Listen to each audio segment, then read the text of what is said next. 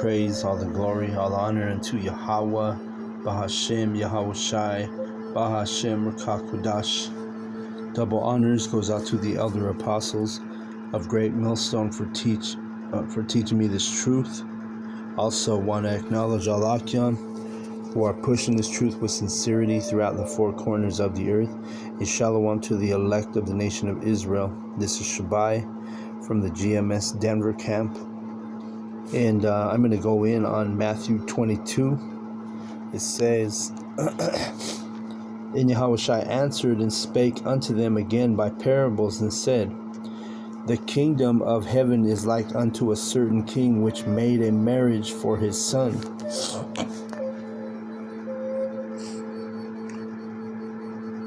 And sent forth his servants to call them that were bidden to the wedding, and they would not come. All right, and the word bidden, it means invited. You know, kind of like what's happening now. You know, we have the prophets on the street corners. And we're those men, those virgins, right? Pure. And what makes us pure is this knowledge and this truth. And we're those pure virgins, and we're being prepared for the husbandman, which is Yahawashi, okay?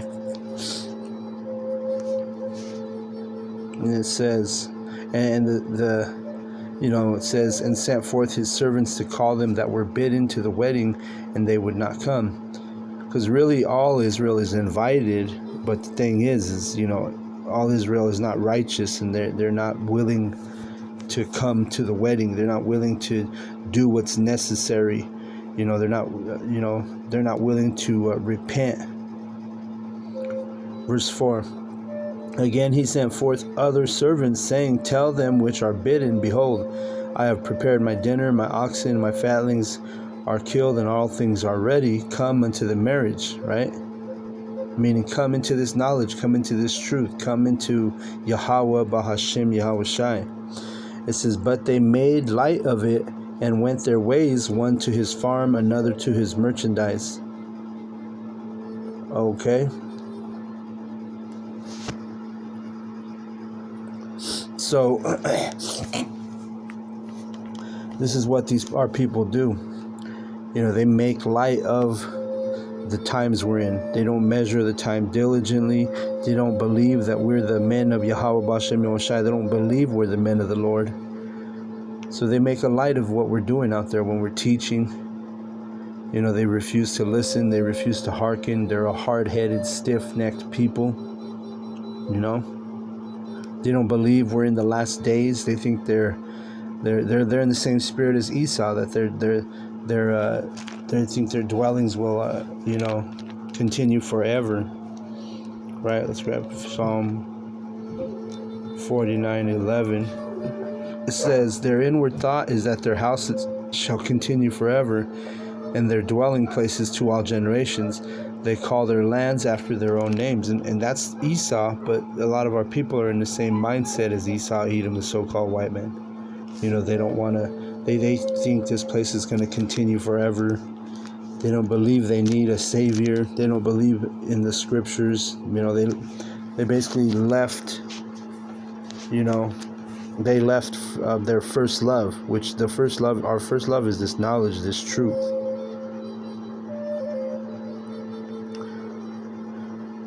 Matthew 22 and 6. It says, And the remnant took his servants and entreated them spitefully and slew them. And this is not talking about the righteous remnant. This is not talking about the 1/3. This is talking about the ones who actually come against the prophets, the teachers, the servants. Because you have a lot of people who want to kill the prophets because they hate the message, right? They don't agree with the scriptures. We become their enemy because we tell them the truth, So they want to kill us. And throughout history, the prophets have been, put to death by, by the 2/3 and the heathen, because they don't agree or they don't like the message, they don't like the truth, they don't like to hear the truth. Verse 7. But when the king heard thereof, he was wroth, and he sent for his armies and destroyed those murderers and burned up their city. All right. And ultimately, that's what's going to happen, because the king is Yahweh B'Shem Yahushai, and when, he's going to take vengeance for what you've done to his servants, the prophets, the way you've mistreated his prophets, the way you've killed his prophets. And this is throughout history. I'm not talking about just in this present time. But the thing is Yahweh B'Shem Yahushai, as it is written, it says, he hath cared for his elect. All right, let me see.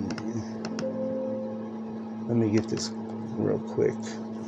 It's in the Apocrypha, I believe. So,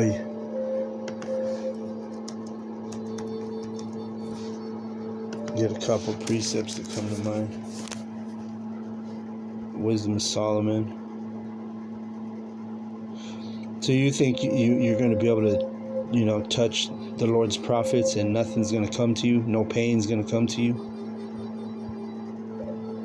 Wisdom of Solomon 3:9, it says, they that put their trust in him shall understand the truth, and such as be faithful in love shall abide with him.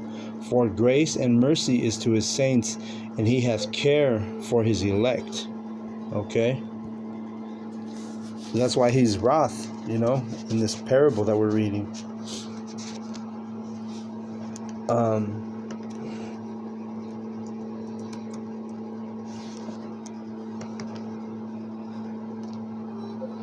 Let's go to Psalm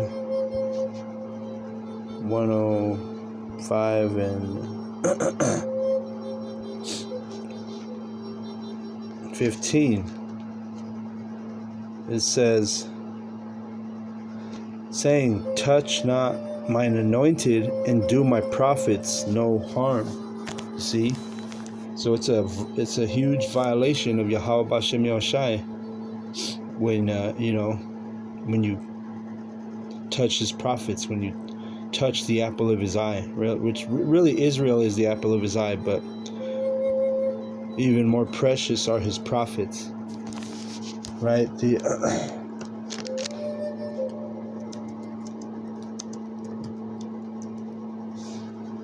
Let's get that quick. In Psalm 116, it says, precious in the sight of Yahweh is the death of his saints. You see that? So you can't just do what you want to do to the prophets without getting marked. Yahweh B'Shem Yahushai, like we read, it hath care for his elect. And the Lord's gonna put the spirit on these devils, though, to persecute us, and also in the form of harming us, killing us, putting us in prison, putting us in jail, putting us in FEMA camps. All those things are coming. We know persecution is right around the corner for our testimony of this truth and this knowledge. But it's basically an act of war. You touch the Lord's prophets, and he's gonna deal with you ever so severely. You see. Let's see. Let me go Matthew. Let's get this real quick. I think it's Matthew 10 and 28. Yep. It says, Matthew 10 and 28, and fear not them which kill the body, but are not able to kill the soul, but rather fear him which is able to destroy both soul and body in hell. All right. So we're to fear Yahweh B'Shem Yahushai. We're not to fear, Esau, Edom, or his goons that he's going to send to do harm to his prophets, to do harm to us, his servants,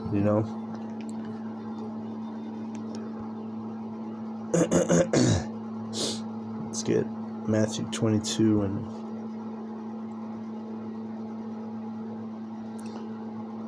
it's verse 8.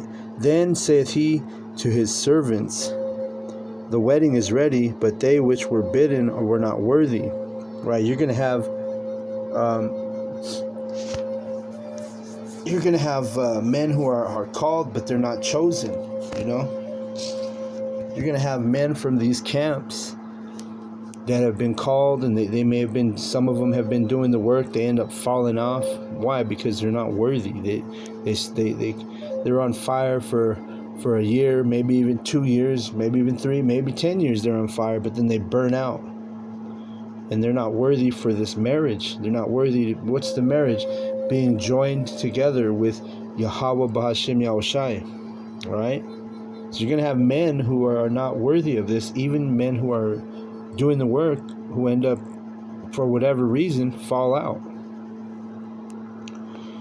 Verse 9. Go ye therefore into the highways, and as many as ye shall find, bid to the marriage. Alright? So this is what we do. This is why we go out on the street corners, right? Let's get Psalms.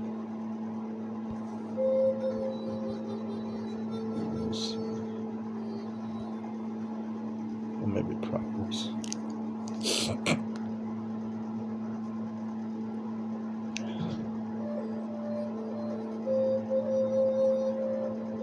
Let me see. Yeah.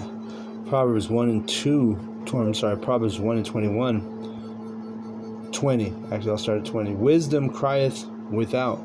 She uttereth her voice in the streets.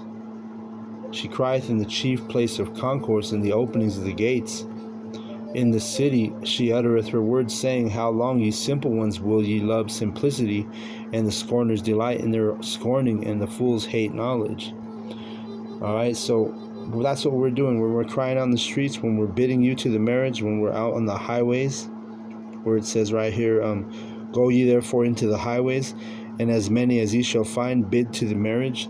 And the ones who are going to come to the marriage are the ones who are going to dismiss, being a simpleton.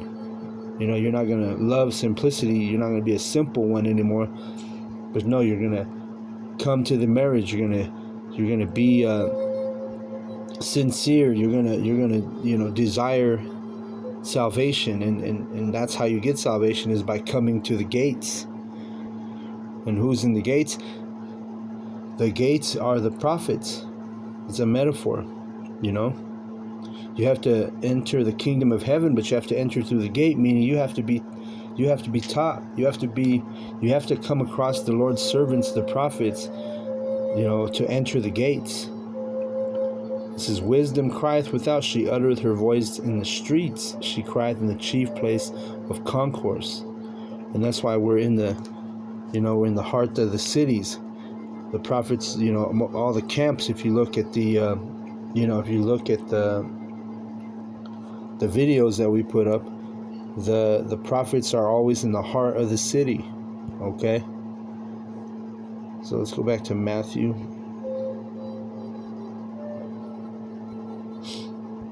It says, Go ye therefore into the highways, and as many as ye shall find, bid to the marriage. Right?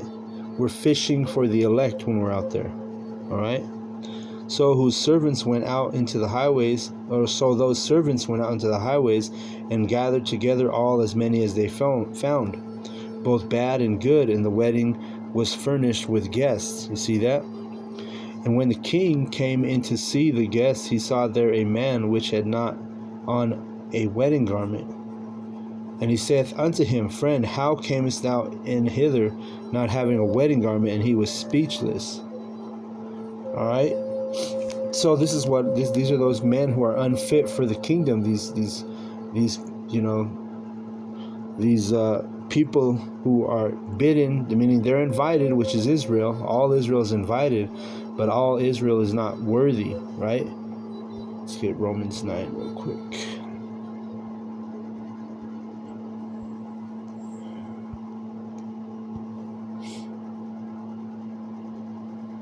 Romans 9 and 6, it says, Not as though the word of the Most High hath taken none effect, for they are not all Israel which are of Israel. All right? So just because you're an Israelite, it doesn't mean that you're fit for the wedding. And the wedding is dealing with salvation, dealing with, being joined together with Yahweh B'Shem Yahushai. Matthew 22. And if you don't have that right garment on, like if you went to a wedding and you're like, what do they call them, like the maids of honor and the best men, they're all wearing the same suit usually in weddings. And the maids are all wearing the same suit, or same dress, except for the bride. She has her own unique dress. Well, that'd be like you being one of the best men, and you're over there in a t-shirt and a pair of Levi's, some jeans or some shit. You ain't got the right garment on. And that's the same thing with this truth and this knowledge. You have to have the right garment. You see? So let's get to let me see.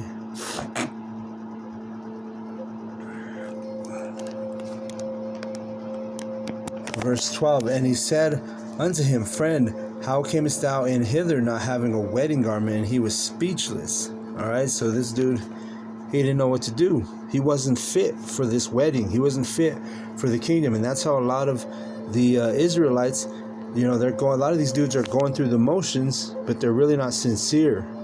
And they're not fit for this wedding. They're not fit for the kingdom. They got to taste that fire before they enter into the kingdom,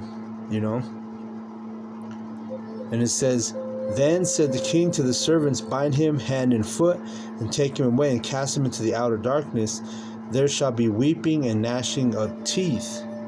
For many are called, but few are chosen. You see that? So, as an Israelite, everybody's called to this wedding. But not everybody as an Israelite is fit for the kingdom. A lot of you Israelite, mainly you 2/3, or namely you 2/3, you have to be burnt in the nuclear fire, die of famine, die by the sword. You got to take some type of horrific death before you enter into the kingdom. You're not worthy. You're not sincere. You're not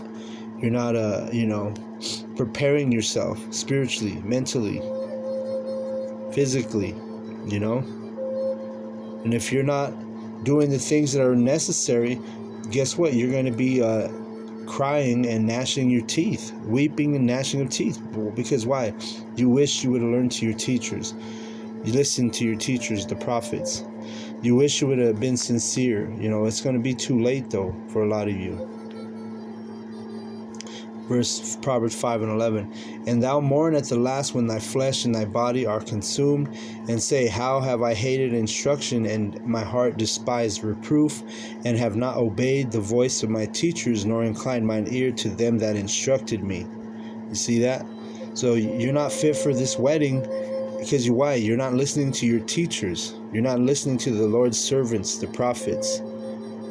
Everybody's called, but only a few are chosen, all right? So with that, and when I say everybody, I'm talking about Israel. Let me say it again. Everybody of Israel is called, but not all Israel is chosen. All right? Yeah, you'll be blessed in the kingdom, but some of you Israelites have to die in the fire. So with that, I want to give all the praise, all the glory, all the honor unto Yahweh, Bahashem, Yahushai, Bahashem, Merkah Kodash. Double honors goes out to the elder apostles of Great Millstone for teaching me the truth. Also want to acknowledge all the Akyam who are pushing this truth with sincerity throughout the four corners of the earth. Shalom to the elect of the nation of Israel. Shalom.